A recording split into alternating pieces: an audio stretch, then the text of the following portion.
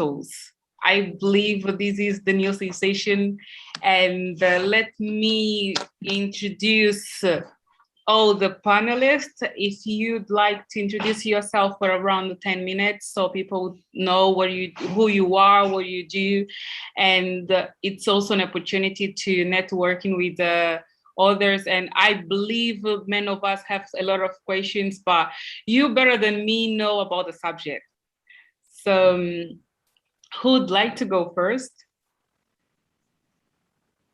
May I? Let me go first. Okay. May I? Okay. Well, it's a pleasure to be here with you. It's a pleasure to be here with you guys, to share my knowledge and to know something new from you also. And my name is Leonardo. I am from Brazil, Rio de Janeiro. My startup is called Metrics, and we are developing business software using mainly blockchain and self-sovereign identity. And this is our business, and we are developing some digital health wallet, and then I can explain better what we are really doing with blockchain in health. Okay, that's it. Thank you.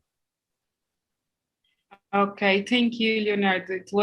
It is really good to have you here in this conversation, because it will give us, a contrast of what have been doing like another part, mainly Brazil, because we have our country is really connected, and of course, so we are fit with what you have been doing in Brazil as well. So, what about you, Oshoshi? Is the way I should pronounce? That's fine. Ochoche. Ochoche. Okay. Yeah. Okay, you did well. That's good. I'm really honored to be here. My name is Ochoche Ubenyi. My background is medicine and surgery from Benue State University Teaching Hospital. That's where I am now currently. Nothing much about me. I am a futurist. I believe in what technology can do for Africa, especially when it comes to healthcare. I'm also a blockchain enthusiast. I'm a humanitarian. I like volunteering for services, outreach programs to reach low or poor income certain areas. I've been doing that for several years now. Basically, I'm also a cryptocurrency trader, so every now and then I trade and stuff. Okay. Yeah. Do you know what? Yeah. Do you know what? I'm really curious. I'm really curious to hear about your presentation, because you are already inside in healthcare in Africa, and then comes Leonardo with Latin America, also with the same subject.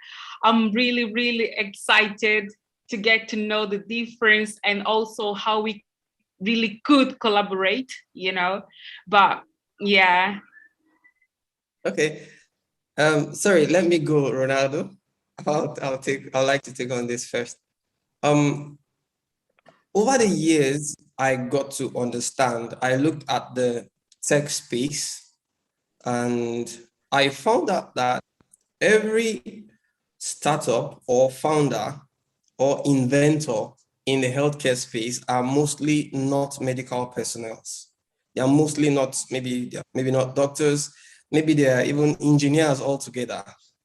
They try to innovate for the healthcare space. So in my opinion, there are lots and lots of shortfalls. You see an app, yes, it does something, but when it comes to Africa, the problems are just so complex that a solution might end up becoming a problem somewhere along the line. So it looks good on the surface, but there's a problem somewhere. So that's how it is. So working from an outside perspective, from like Leonardo's perspective, will be awesome. We'll also talk about our perspective, or my perspective being an insider. I think this conversation will be interesting. It definitely will. That's really good, because I like what you said. sometimes here in Africa, when we bring the solution, actually it could be the easiest solution or the simplest, but it become also a problem. But Leonardo, do you have anything to show us? Like, do you have a presentation, or would you like?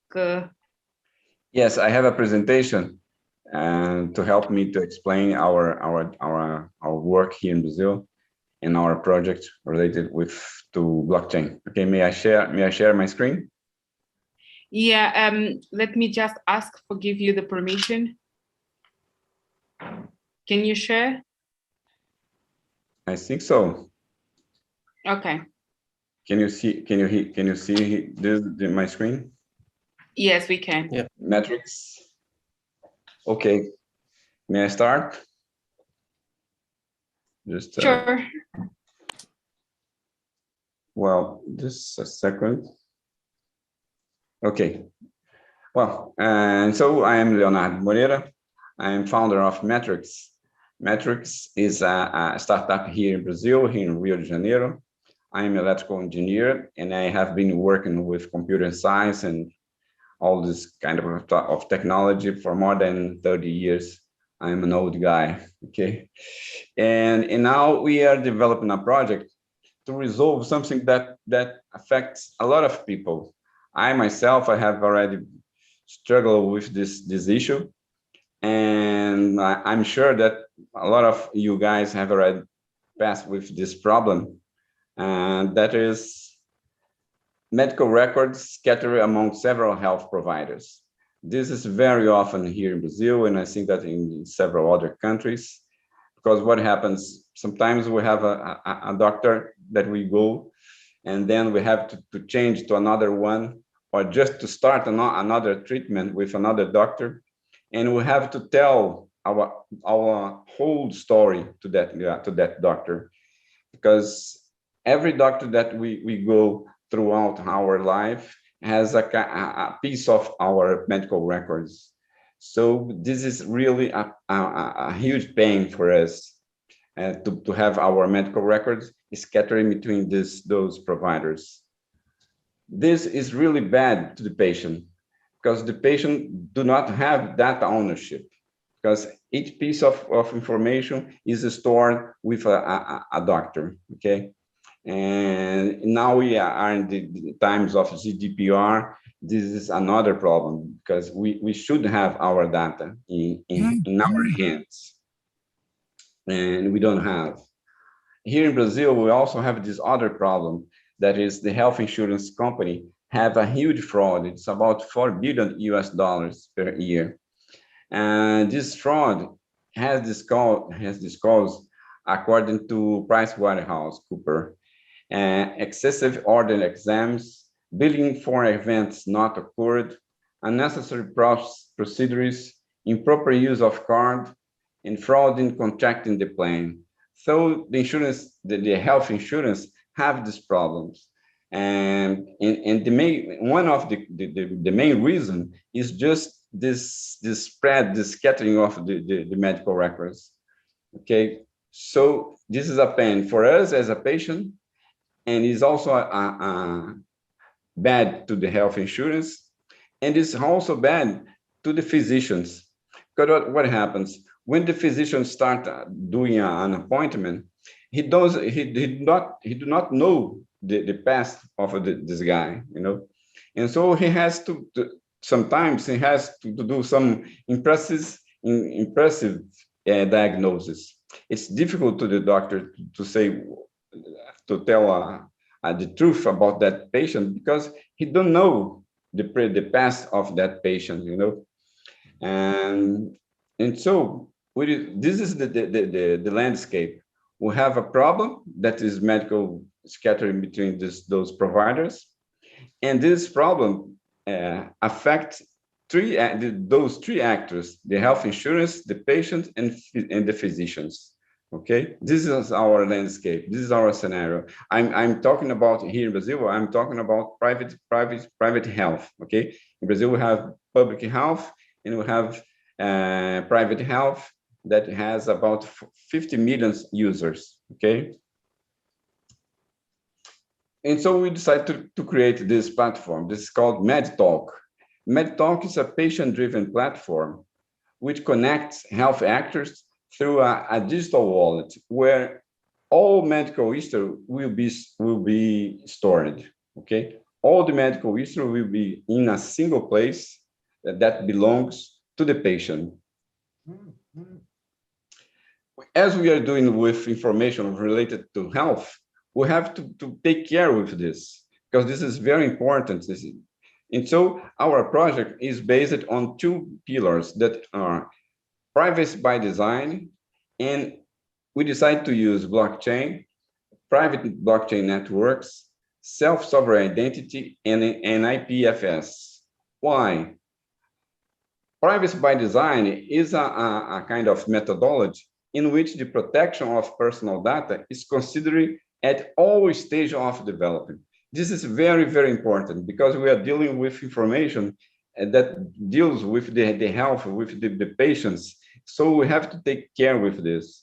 We have to assure that our system do not permit that we have, for example, attack from hackers or something like that, or someone to steal the information, okay? And why we decide to use blockchain technology? Well, we have to ensure possession of data for the patient. We do this with self-sovereign identity. This is the specific technology to assure this, to give to the patient the ownership of the data. And we use private blockchain network to assure safety, immutability, and traceability of the information. What do I mean with immutability? Immutability means when you store something in a blockchain network, this information will never be changed, okay? Never will be deleted, for example, you know? Traceability, once you store information in blockchain network, this information is stamped with, for example, with time and who did that action, so that we can be sure who put that information in the blockchain. In this case, would be a doctor, for example. He would sign this information with a digital signature to assure that the information really came from the doctor. Okay, so this is our technology and why we decide to use them. Another reason to use private blockchain instead of public blockchain network is that using private blockchain network, it's more safe because more fast, because the only certain people can access the network. It's the contrary of, for example, Bitcoin. That's a public network where everybody can access the information. Here is a private blockchain. Just the person has to have the rights to access the network. We choose the one that have access to the network, okay? And of course, there is something very important that is related with legislation. In Brazil, we have a law that related to GDPR, that is the law 13709, and we have to attend this law, to be in compliance with this law. And we are sure that using blockchain, we will be compliant with all the laws that are in Brazil. This is our main architecture. We have the three actors: the health insurance, the physicians, and the patient that is the holder of the digital wallet, okay? We have the private blockchain network. We have the health management system. That is a system that will collect the information. This is the system that the doctor, the physician will use to talk with the patient and to sort the information, okay? The health insurance is the issuer. It may be, for example, a doctor and a hospital, or something that will issue the digital wallet to the patient. We have a connection. When we create a pairwise connection, this is the connection between the health insurance and the patient, is a cryptographic connection, a safety connection, okay? So that the information that change between those actors, we are sure that they are safe, because this channel is a single channel, and we use cryptography to assure the safety of the communication. Okay, and we have the physicians that will verify the digital wallet to see, for example, if the patient has really access to, has the right to access some kind of treatment in the hospital. We also stored information related, for example, image, docs, in PDF. We store this information. We do not store in the blockchain network, because the blockchain network, we cannot store big information. Those information, for example, a PDF report, we store it in the IPFS file system. Okay. Image also, we do not store image in the blockchain network. We store in the IPFS. In the blockchain network, we just store the health records. Okay. Well, the insurer will store some information in the private blockchain, and the other piece of information will be stored in the digital wallet. For example, the information related to the guy, the personal information identification, is stored in the not in the blockchain. It is stored in the digital wallet that belongs to the patient. What else? Well, the patient will do, when he went to a hospital, he will be identified by a QR code.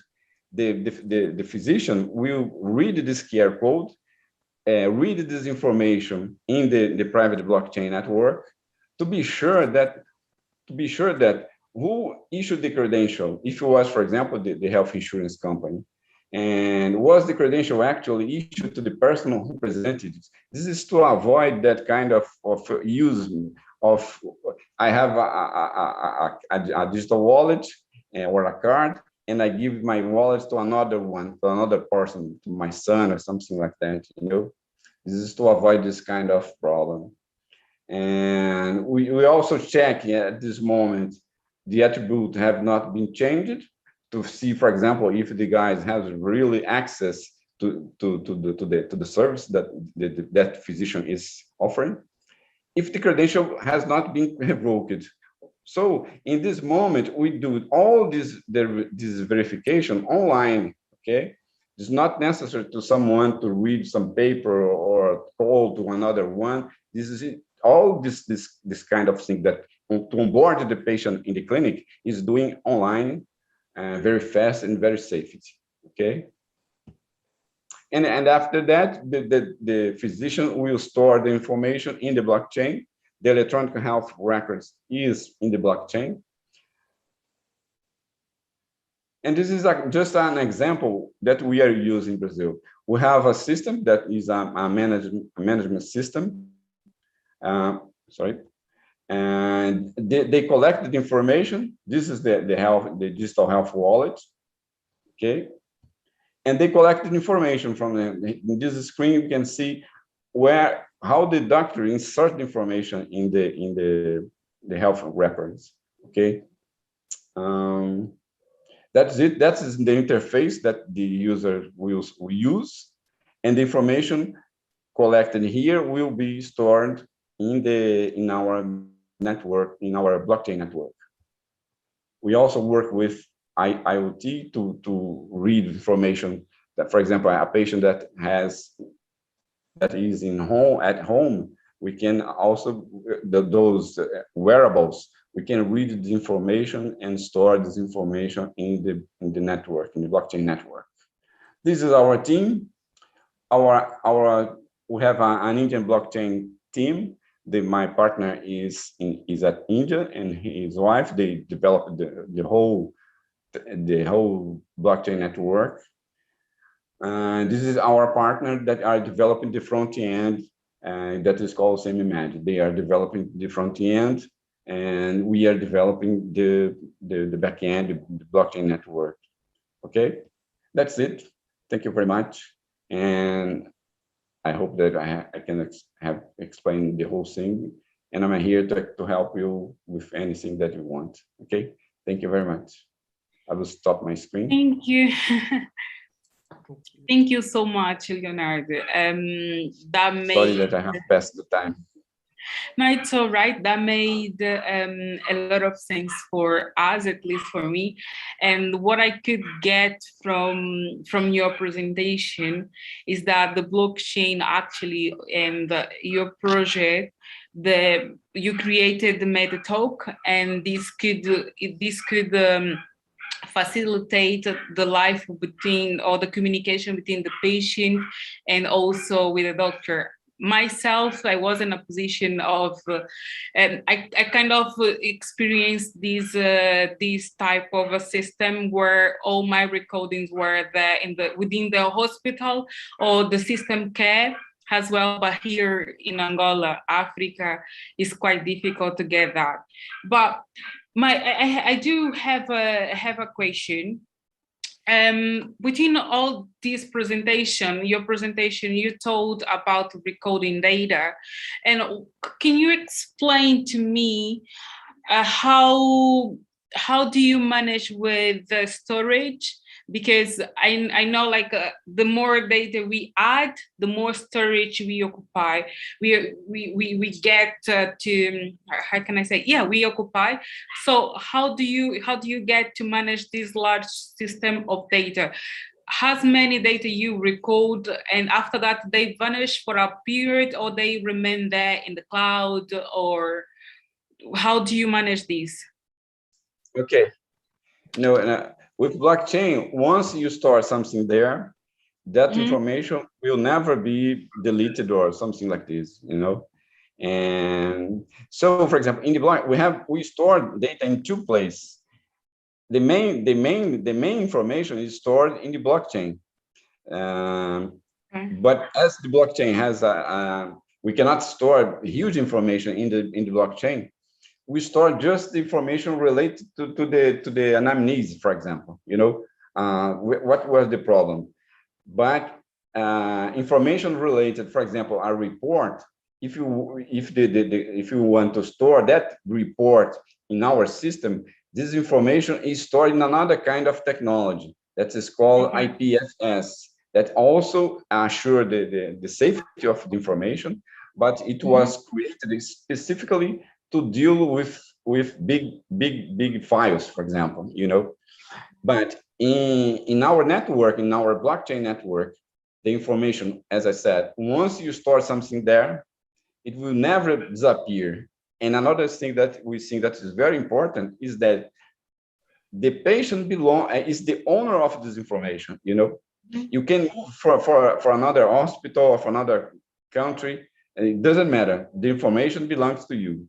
The information, this is something important. This information is not stored within your cell phone.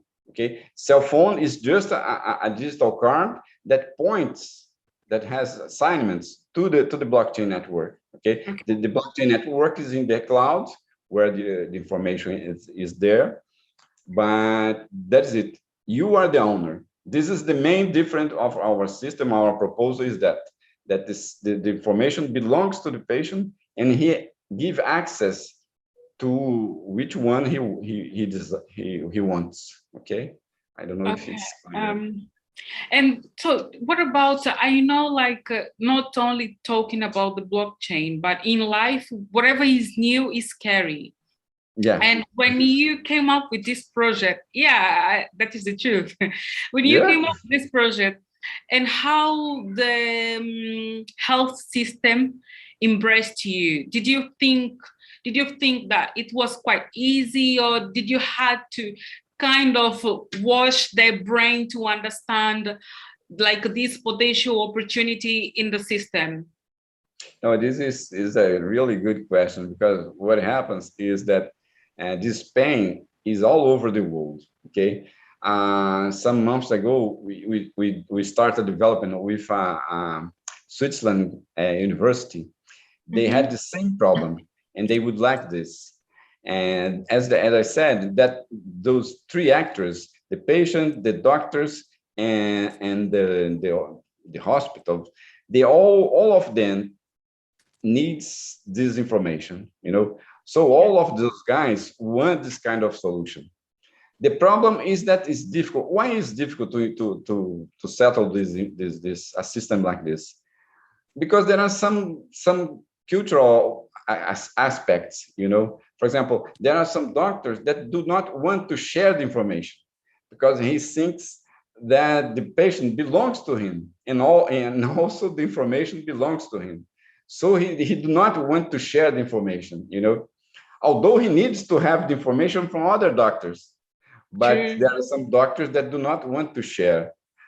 Another point that I thought that it was funny is that something like this. A doctor told me that he didn't want another doctor to see what he had written in the records. You know, I'm not sure why, but perhaps because he may be not. How can I say? You know, Comfortable.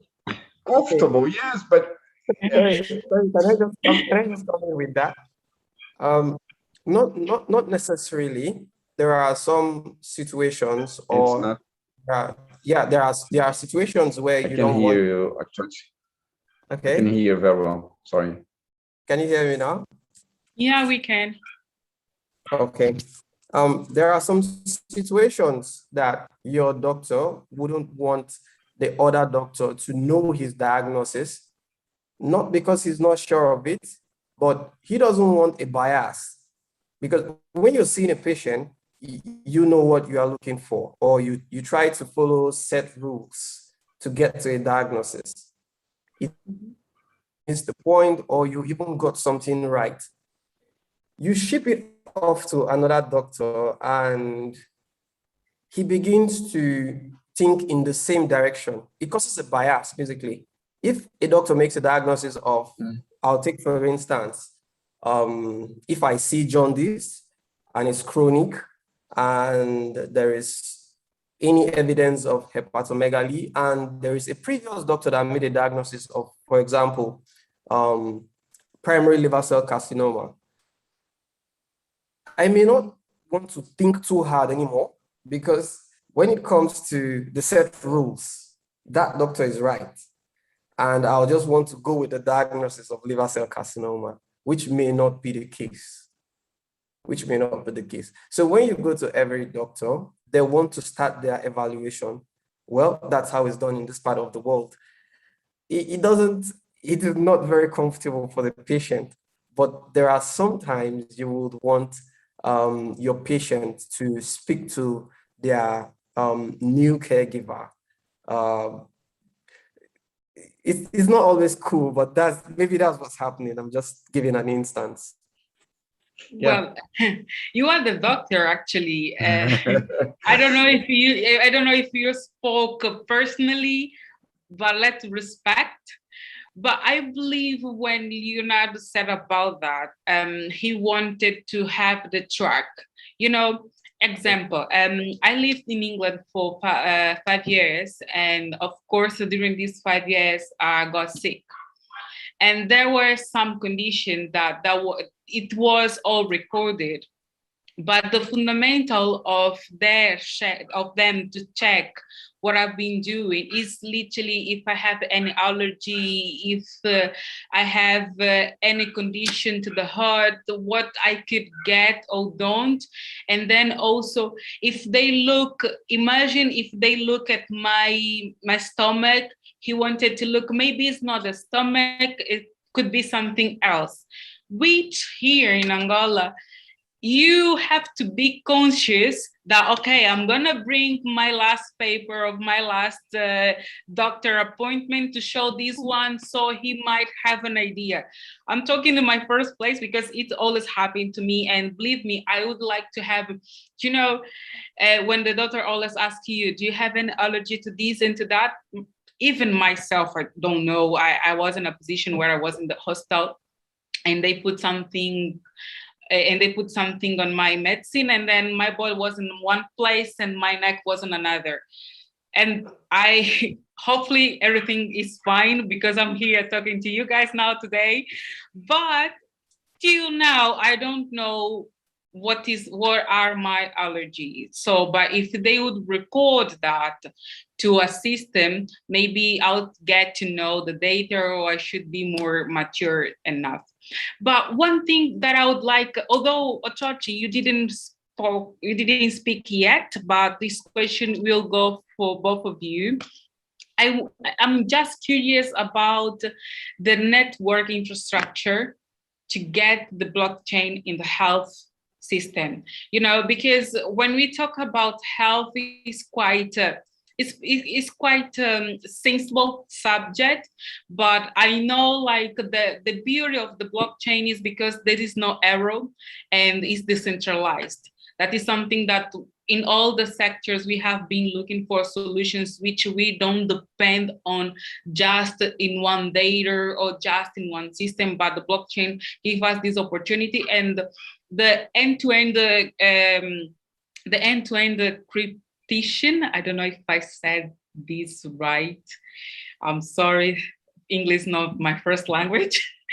The end-to-end code, I can say that, and it gives us the privilege of privacy as well. But getting inside the infrastructure network, do you think that all this theory about the blockchain that gives us this support and this security is just a fairy tale, or it is really a reality? Oh, Okay. may I? Yeah. Okay. Well, I think that is a reality, we have a lot of huge companies that are using this.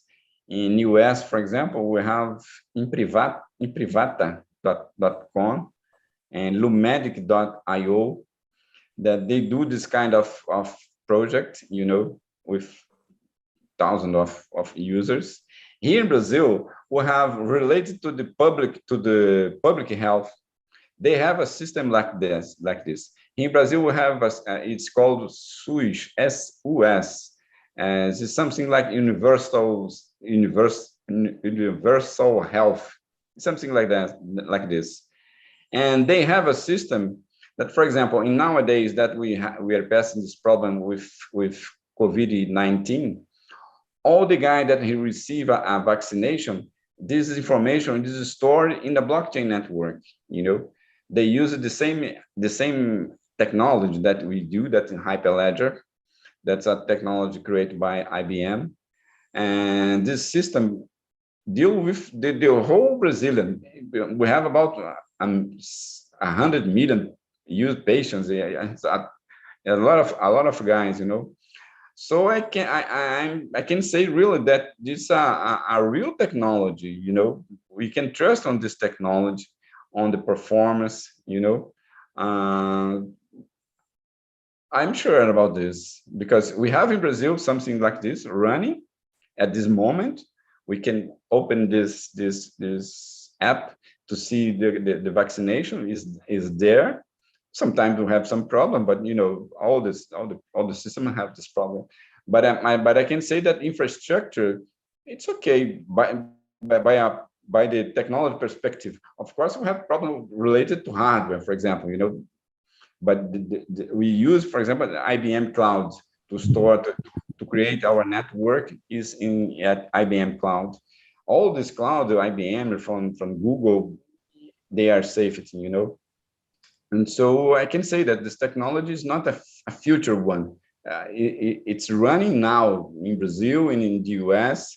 And as I said, we did a project some months ago with a university from Switzerland, and the same thing. I think that just we are at the very beginning because the guys, the businessmen are learning, and we have to show something running so that they can really buy our solution. But it's okay to me. Okay. Yeah. Thank you so much, Leonardo. What are your thoughts, Ochochi? Yeah, I agree with Leonardo to a large extent. For me, I see blockchain technology differently when it comes to security and patient records and privacy and all of that. It has its own advantages and shortfalls. First of all, the privacy takes away one of the most important reasons why we want to use blockchain technology, which is interoperability. What Leonardo was saying earlier was about interoperability, having your healthcare data in one place and have another doctor somewhere look at the same data and come to either a diagnosis or change of management and all of that. Interoperability is awesome. But privacy, to a large extent, kind of impede that whole concept in the long run. So for me, how I see that is I would want to develop a system that behaves like what IBM Watson has. You de-identify the records. So before in my platform, when I collect your data, if I will build one, when I collect your data, before I send it to the cloud, I'll de-identify, meaning that your name, your blood group, for instance, your diagnosis, for instance, those small details that are not so big will be put on the blockchain. Then I let the other information go, even if it's anywhere, even if it's open in public, it's nobody's data. For instance, if you just go to the internet and you see malaria, you see sickle cell anemia, you see all of that, and you see a healthcare record, it doesn't belong to anyone because there is no name attached to it. There is no hospital number attached to it. So for me, what blockchain can do in that respect without invading privacy will be the identification.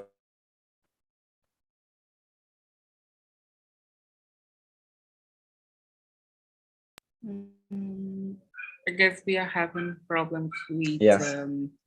Ochochi's network. Yeah, he froze. But I did get what he was saying.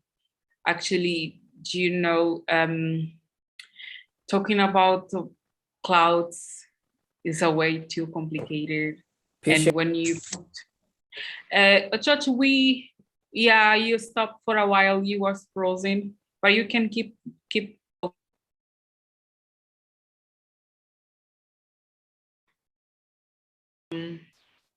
I guess we lost Ochochi, but I hope he comes back.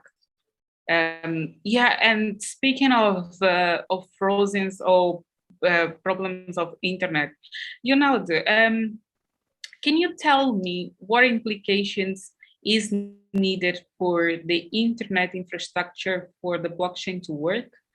I believe to have the blockchain, we gotta have also a really good network. Am I wrong? Yes. Oh, Ochochi is back. Okay, sorry about that. My internet just broke me off.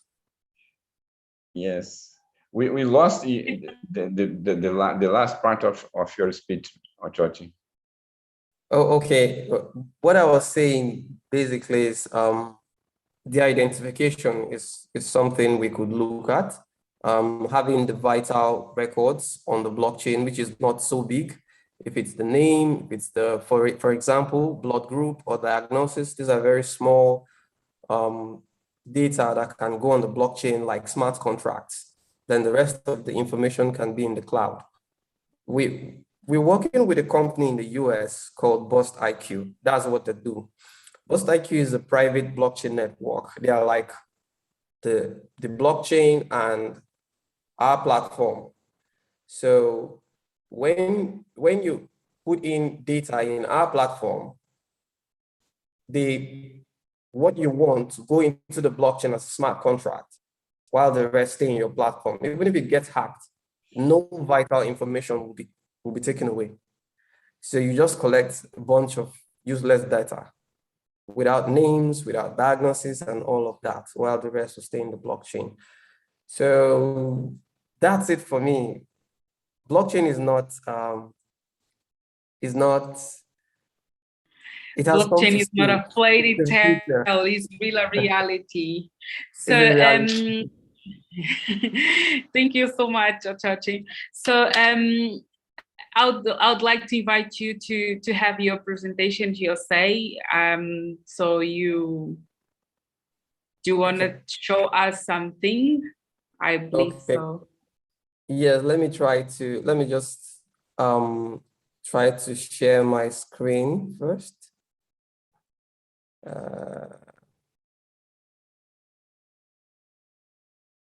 Okay, maybe after, okay. Can you see my screen?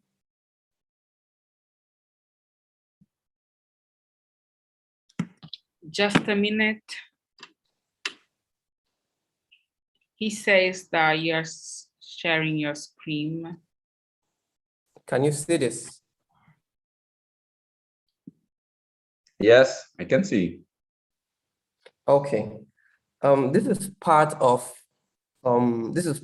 what we developed. I will get to talk about this much later, but before we go on, I'd just like to briefly talk about it. You talked about COVID-19 earlier, and this is what we came up with in partnership with a company called genobank.io. They do mostly certifications on blockchain.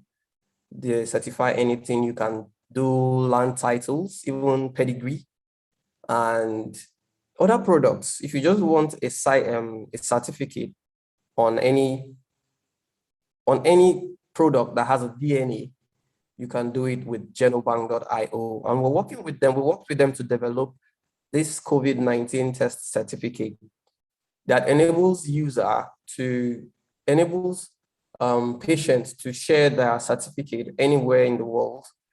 You just need to scan the QR code you can see at the side there. You just scan it and all the information is given at once. All the information is shared with whichever agency or passports, anywhere you want to use it. So this is just one use case of the blockchain. I think it beats the internet because it can be signed cryptographically. So the issue of fake COVID-19 certificate is even more of a huge problem than people not taking the vaccine, because talking about variants and all of that, fake certificates will definitely cause resurgence of maybe a new strain of the virus, and who knows what will happen if we don't get to take care of that issue. So can you still hear me? Yeah, we can hear you. Okay. Permit me to share my screen. Now, share with my Zoom buddy.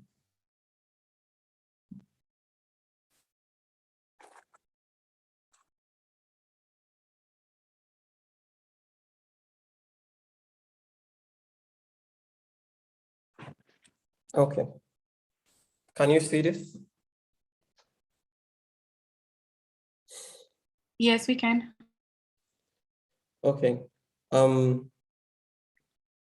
My name is Ochoche Ubeni. I myself earlier. I am the CEO and founder of the Medics Ecosystem Technology Services Limited, based up in Nigeria, Lagos State.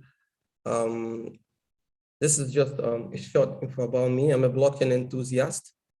I'm a humanitarian, a crypto enthusiast as well, a futurist. I'm an activist. I'm an entrepreneur and a medical intern at Benue State University Teaching Hospital. My interest is in surgery and healthcare informatics, and that drove me to Nimedics. Earlier on in life, I wanted to be a pilot, but the death of my elder brother and my father, very close succession, was so painful. In one instance, the hospitals were on strike, and I remember telling the doctor on call that no matter what it takes, no matter how long it takes, even if I'm 90, I am going to apply to study medicine in one of our Nigerian universities and become a doctor. And he smiled. He wished me luck, and it took me 7 attempts to get into medical school. And the reason why I'm saying this is because millions and millions of Nigerians want to get into medical school, but they cannot go. So if we look at the problems of healthcare in Nigeria, we're going to spend the whole day talking, because first we need to look at medical education, but I'll try to limit the noise and stay with Nimedic's project, how we try to use blockchain and AI in healthcare space. So the outline will be, we'll just take a look at the African space, our peculiar problems, which is here. We'll just look at the overview of Africa's healthcare system, the challenges and opportunities for blockchain-based solution, and Nimedic's AI and blockchain application, then we'll conclude. Can you still hear me? Yes, your connection is perfect. Okay. Just an overview. Africa accounts for 1/7 of the global population, and it's estimated that less than 1% of global health expenditure comes to Africa. We have as high as 1/4 the total disease burden of the world. There are so many abbreviations in this. I'll just try to expatiate on them. So the next point here is communicable diseases account for greater than 65% of cases, and non-communicable diseases like diabetes and hypertension, the incidence may double over the next 20 years. The cases of sporadic cancer is increasing yearly.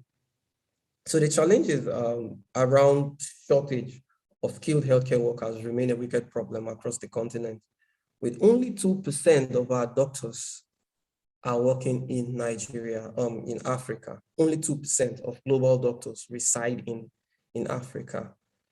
I'll digress a little. I'll give Nigeria, for example, where we are pushing on upwards of 210 million individuals, and the number of doctors in the country is barely 37 to 38,000. These figures are not very certain because more and more doctors are leaving the country. So that puts the doctor-patient ratio to about 1 to 3, 4,000, as against the 1 to 600 WHO standard. So the private sector will need to act, and we generally will need to act fast to change this dimension, because it's going to become a very, very huge problem. Our population keeps growing. So the problems and opportunities for AI and blockchain-based solutions, according to the Doctors Company in the US, 53% of medical doctors are optimistic about the prospects of blockchain and AI. 35% are already using it. 66% believe it will lead to faster diagnosis. And 66% as well believe that it will lead to a more accurate diagnosis. The problems in Nigeria particularly we'll have to talk about, in Africa rather. In Africa and most developing world will be around poverty, lack of medical professionals, data sharing barriers, which was something similar, same as what Leonardo was saying earlier about data sharing barriers, and cumbersome and outdated database structures. So talking about Nimedic's ecosystem, AI is already helping the medical professionals tackle very difficult challenges, and we believe it can make a huge difference in Africa. Africa's healthcare infrastructure is not as mature and could be taken advantage of. Not as mature in the terms of data storage. I'll give an instance, Nigeria, where I am. We still have our data on paper.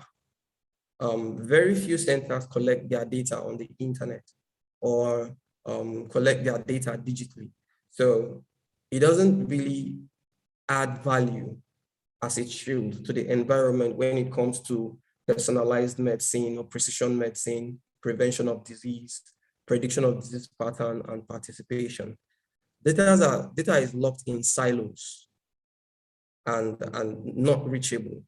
not for research, not for anything. They're just there in paper, rotting somewhere. So this is a huge problem. That's part of the infrastructure problem. And even the blockchain infrastructure in Africa will not support or will not make it easy for us to develop projects that will leverage this technology that I think is very, very important and is the future.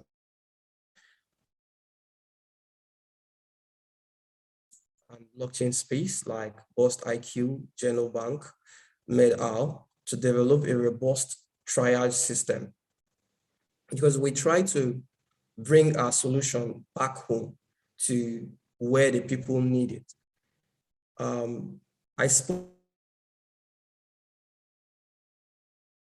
I'll give an instance. If you have, or an institution gets the funding to develop a 3,000 capacity hospital in city A, that hospital will need doctors. And we just don't have enough in Africa. We just don't have enough in Nigeria, not even nearly enough. We cannot ship doctors from Amazon, can't order doctors from doctors. In Nigeria, is so slow, is less than 1,000 doctors per year from about 72 institutions in Nigeria. So Nigeria is in short of at least 300,000 doctors for her population. So this brings a lot of, so building very big or structures will pull out doctors from other areas. It affects the distribution of doctors. So yes, it's a good thing we build big and beautiful technology-driven hospitals in the cities, but what happens to those in the villages and areas that are difficult to access? This is what we're looking at Nimedi.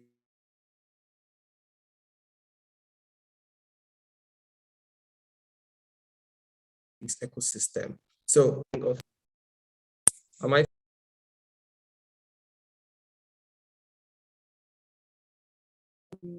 We lost Ochacho. I guess he's coming back soon. But it is really interesting and also painful to get to know that there is only 3,300 doctors. I guess it's 3,000. 3,000 doctors in Nigeria. And I don't know what to say. I don't know what to say at that point. I guess he's better. he's the one that should answer, but yeah, it got me thinking about what he said, because healthcare is something that everyone in every part of the world is looking for, and it's kind of part of our security's need. However, Ochacho is not here. Leonardo, I'd like to ask you something. He was talking about funding. And when we talk about blockchain, it makes me thinking about the fourth revolution, industrial revolution, or even the fifth that is coming. Tell me something about the cost of implementation of the blockchain. Because one thing that I know about the blockchain is that Ochacho, just a minute, I'm just asking something here to Leonardo, and if you can answer as well and keep going with your presentation, just not to block my thoughts. So one thing of the blockchain is it is faster, like there is faster transactions, and it is cheaper as well. But I know from in the engineering side that the recordings has to be storage at one point. That's not a problem. But I also know that in business, whatever we do, we have to come out with something to pay. So if we are using the clouds, and Ochacho also told us that there is some private companies that they sell the space, so they are like in the business of privacy of the blockchain. Tell me, about the constraints or the challenge of investing in the blockchain. You as investor that know that, okay, that is a cheap technology for the user, the end to the users end, the end side, but you, the one that are constructing, it's like, it's not that expensive for storage, for implementing all the science behind the solution. You know, all the technology at the very beginning, they have a high price. For example, here in Brazil, we have a lot of guys that work with blockchain. We have Ethereum, we have Corda, we have Hyperledger, we have different technology related to blockchain. Okay, but we have some guys here in Brazil. But for example, when I start the development, as I was not finding someone that was really good with experience, I had to look this guy in India. So at the very beginning of the technology, all these things are really difficult because the technology is being created. So we don't have a lot of engineers that are good with blockchain, for example, you know. So the price at the very beginning start high, but you know, this is with all technology, with all products. I think that we are now in a moment where we are starting to have a good number of professionals to develop projects in Brazil, you know. So we have this kind of cost. We have the cost with the engineers, and we have the cost with the cloud, with the hardware. You know, this cost is normal. It's like the other ones. You know, it's not the cost. It's not specific to blockchain. I think that the cost with blockchain is with people, with engineers, because we do not have a lot of engineers at the market working with this, but we are starting this. This is a main point, I think, related to the cost, you know. Okay. Okay. So thank you, Leonardo. Ochochi, you can keep your presentation, and also I'd like you in the end, if you can, for you to not lose your thoughts as well, to tell me more about the implementations, like the cost of the blockchain here in Nigeria, since you start talking about funding for the hospitals. Yeah. I can just briefly state and go back to my presentation. I have done this over and over. With the cost, it is quite expensive. Like he said, getting technical know-how is one challenge. Then for a healthcare project, the issue becomes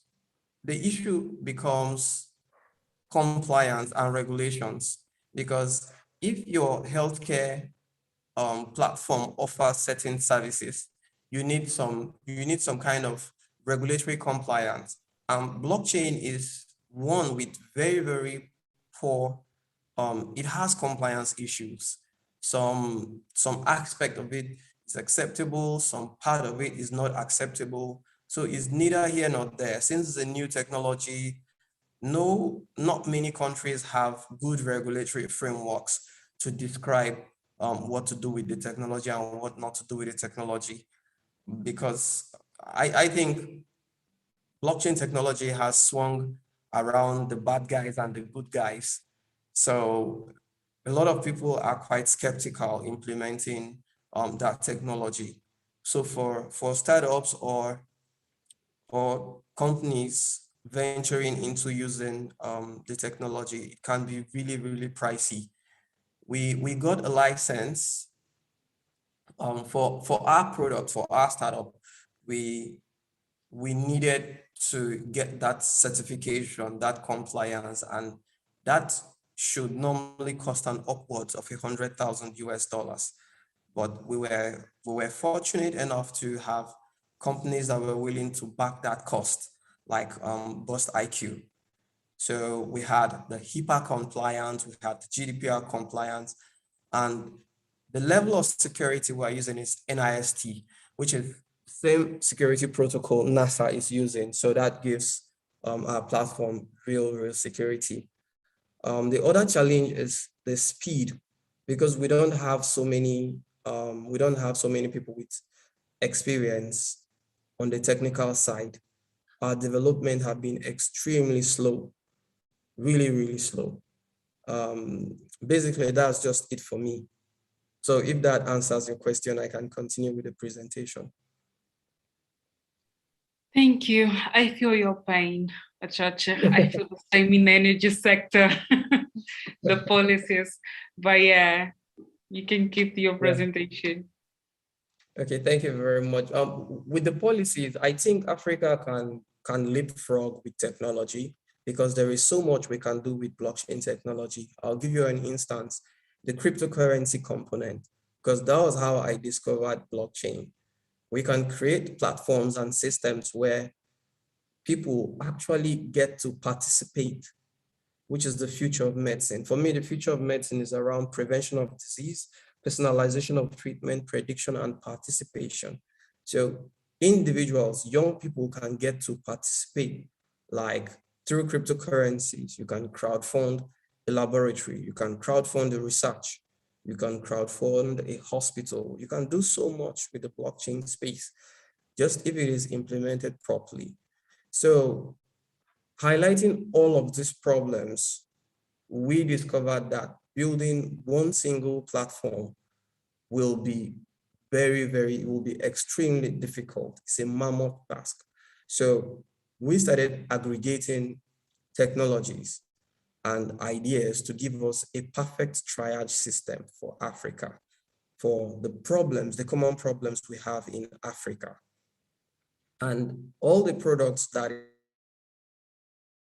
to develop or bring out at some point, not entirely on the blockchain, but some products will just be product we interact with using normal internet, not entirely that. So the first, what we're working on currently is the Pathfinder clinical decision support system. Given the huge problem of lack of healthcare professionals, especially doctors, we had to come up with a way that the few doctors we have are not overwhelmed by work. They are not stressed out so much that they make wrong diagnoses, or they write wrong prescriptions, or they just don't show up for work, or they break down. So the clinical decision support system is powered by MedAl. It's an AI-driven platform, and we understand that the world now is tending towards data is the new fuel, is the new crude. So if we can use AI to aggregate data from several sources or silos, we can get to predict disease patterns and all of that. So that's one thing we are using AI for. I'll not talk about that so much, but that's the clinical decision support system. That's what it does. And that's what we're building at the moment, where doctors can get to impute a few symptoms or impute your results, and an evidence-based system, meaning according to medical books, how a disease should be diagnosed or how a disease presents. Using our platform, a doctor can quickly come to a diagnosis or help him come to a better diagnosis. Or if along the line you want to change your drugs or new drugs come out, even if the doctor is not aware, the AI in the background should be able to inform this doctor.